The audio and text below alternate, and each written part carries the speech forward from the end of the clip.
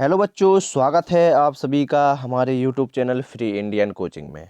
तो यदि आप फ्री इंडियन कोचिंग पर नए हो तो चैनल को सब्सक्राइब कर लीजिए, साथ में बेल आइकन भी प्रेस कर लेना है। चलिए स्टार्ट करते हैं। तो आज हम लोग वर्कशीट का सॉल्व देखने वाले हैं, जो कि 2020-21 की वर्कशीट है और विषय पर्यावरण की है और मार्च की है। ठीक है, इस बात का ध्यान रखना है आपको। माह मार्च की वर्कशीट है और पर्यावरण सब्जेक्ट की है, कक्षा तीसरी की है।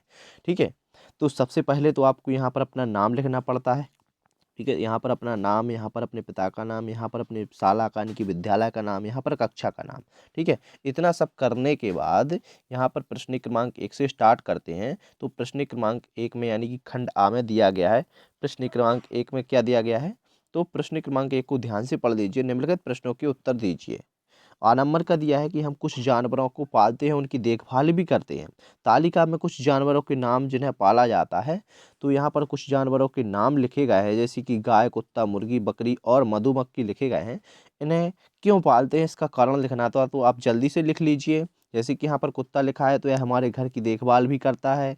और गाय है जो दूध उत्पादन के लिए यानी कि दूध देती है। मुर्गी है तो अंडा मांस आदि के लिए पालते हैं। और बकरी है तो दूध उत्पादन हेतु। और मधुमक्खी शहद उत्पादन हेतु। तो इसका आंसर आप जल्दी से अपनी वर्कशीट में लिख लीजिए। ठीक है, तो जल्दी से लिख लीजिए, नोट कर लीजिए अपनी वर्कशीट में बच्चों। वर्कशीट को अपनी निकाल कर बैठिए, कक्षा तीसरी पर्यावरण की, और उसको आप जल्दी से इस तालिका को कंप्लीट कर लीजिए। इसके बाद देखते हैं इसका वा नंबर का है, प्रश्न क्रमांक 1 का, जिसमें दिया गया है कि क्या तुम्हारे घर में पड़ोस में कोई पालतू जानवर है? तुम उसे प्यार से किस नाम से पुकारते हो? तो ये बताना है उसकी देखभाल कैसे करते हो। तो हाँ, लिखना है आपको कि हाँ है, एक कुत्ता है जिसे हम प्यार से मोती कहते हैं, या आप शेरू कहते होगे। मतलब आपका जो जो भी पालतू जानवर हो उसका नाम लिखना है यहाँ पर। ठीक है, तो लिख लोगे ना आप। जैसे कि आपका यदि कुत्ता होगा पालतू जानवर तो लिख देना है कि हाँ एक कुत्ता है जिसे हम प्यार से मोती कहते हैं, या फिर जो भी नाम आप रखे हैं, शेरू मेरू कुछ भी है ना, तो हम उसे रोटी देते हैं। तो इस प्रकार आपको इस क्वेश्चन का आंसर लिखना था। ठीक है, इसके बाद देखते हैं प्रश्न क्रमांक 2।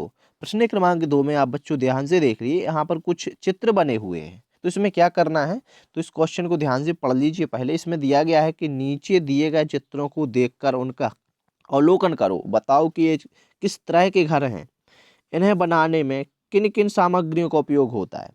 तो इन घरों को देखिए और सामग्री लिखना है। तो आप जल्दी से लिख लीजिए। जो फर्स्ट नंबर में यहाँ पर दिया गया है चित्र, तो यहाँ पर लिखना है कि यह एक स्नो हाउस है जिसे बर्फ से बनाया जाता है।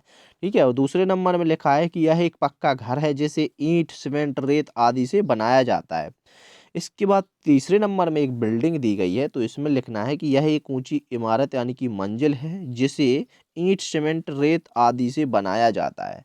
तो जल्दी से बच्चों इसका आंसर भी आप लिख लीजिए। ठीक है, इसके बाद देखते हैं प्रश्न क्रमांक अभी प्रश्न क्रमांक 2 का लास्ट वाला है कि यह एक झोपड़ी है जिसे घास एवं लकड़ी से बना सकते हैं। इसके बाद प्रश्न क्रमांक 3 दिया गया है। तो प्रश्न क्रमांक 3 को ध्यान से पढ़ लीजिए। प्रश्न क्रमांक 3 में दिया गया है कि इन कामों के लिए आप कहाँ जाओगे। तो सबसे पहले आ नंबर में दिया गया है सब्जी लेने के लिए। तो सब्जी लेने के लिए हम लोग बाजार जाते हैं। इसके बाद में बा नंबर का दिया है कि इलाज करने के लिए, तो इलाज के लिए अस्पताल में जाते हैं। इसके बाद सा नंबर का दिया गया है कि डाक भेजने के लिए तो डाकघर में जाना पड़ता है, और पेट्रोल भरने के लिए पेट्रोल पंप पे जाना पड़ता है, पढ़ने के लिए स्कूल में जाना पड़ता है। तो इस प्रकार इसके आंसर रहे, यानी कि उत्तर आपको लिख लेना है अपनी वर्कशीट में। प्रश्न क्रमांक 3। ठीक है, प्रश्न क्रमांक 3 को ध्यान से देख लीजिए। इसके बाद बढ़ते हैं आगे। तो देखिए प्रश्न क्रमांक 4 को देख लीजिए। प्रश्न क्रमांक 4 में निम्नलिखित प्रश्नों के उत्तर दीजिए। तो प्रश्न क्रमांक 4 है जो इसमें फर्स्ट नंबर का दिया गया है, जो तुम गेंद से खेलने जाने वाले कितने खेलों के नाम जानते हो, उन खेलों की सूची बनाना है। तो लिख देना है आपको cricket, hockey, table tennis, tennis, इस प्रकार लिख देना है, और आपको जो भी पता है वो भी लिख सकते हो। इसके बाद दूसरे नंबर का दिया गया है कि आप किन किन वाहनों में बैठे हो, किन्हीं 3 वाहनों के नाम लिखिए। तो आपको कार लिख देना है, ट्रेन लिख देना है, और बस लिख देना है। ठीक है, इसके बाद देखिए तीसरे नंबर का दिया गया है, जो लोग बोल या सुन नहीं पाते वे अपनी बातों को कैसे समझाते हैं। जो लोग बोल या सुन नहीं पाते हैं वो अपनी बातों की कैसे समझाते हैं। तो आपको लिखना है वे लोग अपनी बातें लिख लिख कर या फिर इशारे से समझाते हैं।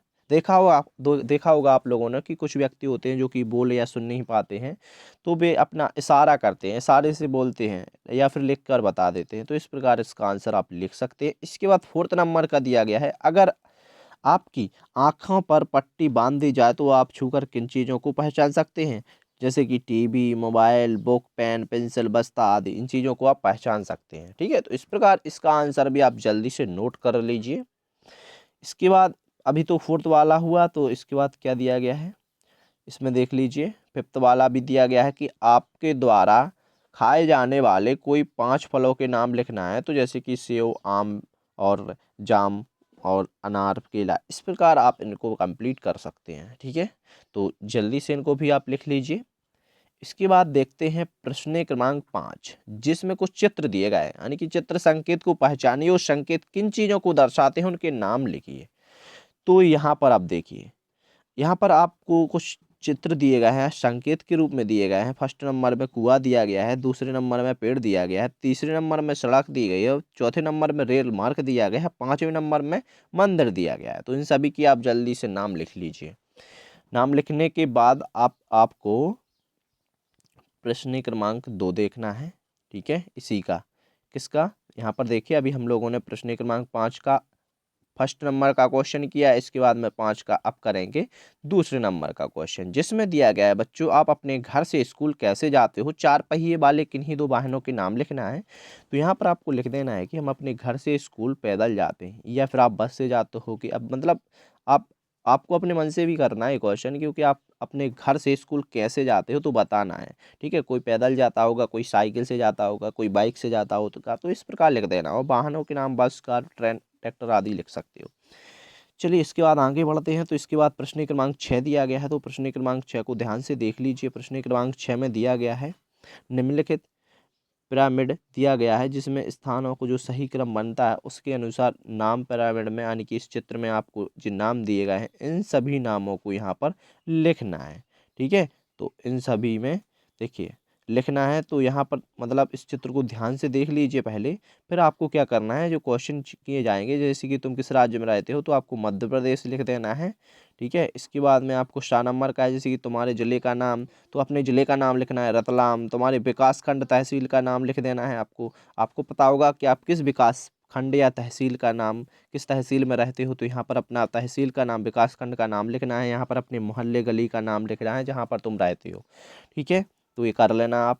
इसके बाद में प्रश्न क्रमांक 7 दिया गया है, तो प्रश्न क्रमांक 7 में आपके घर में पानी भरने में कौन कौन मदद करते हैं? आपके घर में पानी इकट्ठा करने के लिए क्या क्या व्यवस्था हो सकती हैं? लिखें 3 या 4 वाक्य में। तो हमारे घर में पानी भरने में भैया, बहन, मम्मी सभी मदद करते हैं। पानी इकट्ठा करने के लिए टंकी का उपयोग करते हैं। अब आपके घर में जो भी हेल्प करते होंगे पानी भरने में, तो आपको लिख देना है। ठीक है? और पानी इकट्ठा ड्राम में करते हैं, टंकी में करते हैं, किस प्रकार मतलब किस चीज़ में इकट्ठा करते हैं, तो आपको यहाँ पर लिख देना है। इसके बाद दिया गया है, आपके घर में प्रयोग करके पता लगाना है आपको कि आपकी बाल्टी कितने मग्गे या लोटे के में पानी भर जाती है। तो जैसे कि हमारी तो 12 में भर जाती है, तो आपको लिख देना है जितने में भर जाती हो। ठीक है? इसके बाद दूसरा दिया गया है, आपकी कटोरी कितने चम्मच पानी भर जाती है? तो आपकी कटोरी देखना पड़ेगा। जैसे कि हमारी कटोरी में तो जैसे कि 7 चम्मच पानी भर जाता है। ठीक है? तो आपकी कटोरी में देख लेना 8, 10 कितना भरता है, जितना भी भरना हो देख लिख देना। ठीक है? इसके बाद देखते हैं, आपका मग भरने में कितनी कटोरी पानी लगता है? तो ये हमारे तो 10 लगता है, आप देख लेना कितनी लगता है। तो पानी के बचत के लिए कुछ चित्र बनाकर अखबार को खोजकर प्रोजेक्ट वर्क पे चिपका देना है आपको। ठीक है? इसके बाद जो दिया गया है 5वें नंबर का, आपने अपने आसपास कहीं पर पानी बर्बाद होते हुए देखा है तो उसकी सुरक्षा करने के लिए क्या सोच सकते हैं? आप अपने सुझाव लिखने हैं तो इस प्रकार लिख सकते हो। ठीक है? इसके बाद 7वां, 8वां और 9वां भी कर लीजिए।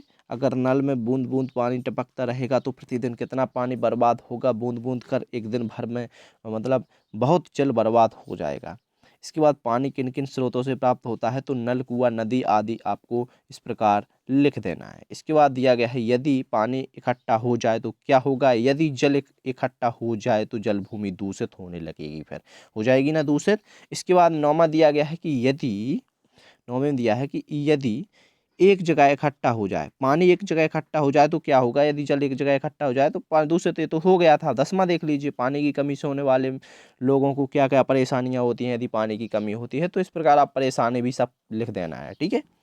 तो इस प्रकार आपका जो वर्कशीट था पर्यावरण का, तो इस प्रकार कंप्लीट हुआ। तो चैनल पर नए हो तो इसे सब्सक्राइब कर लीजिए, साथ में बेल आइकन प्रेस कर लीजिए और इस वीडियो को अपने दोस्तों में ज़्यादा से ज़्यादा शेयर कर दीजिए। Thank you.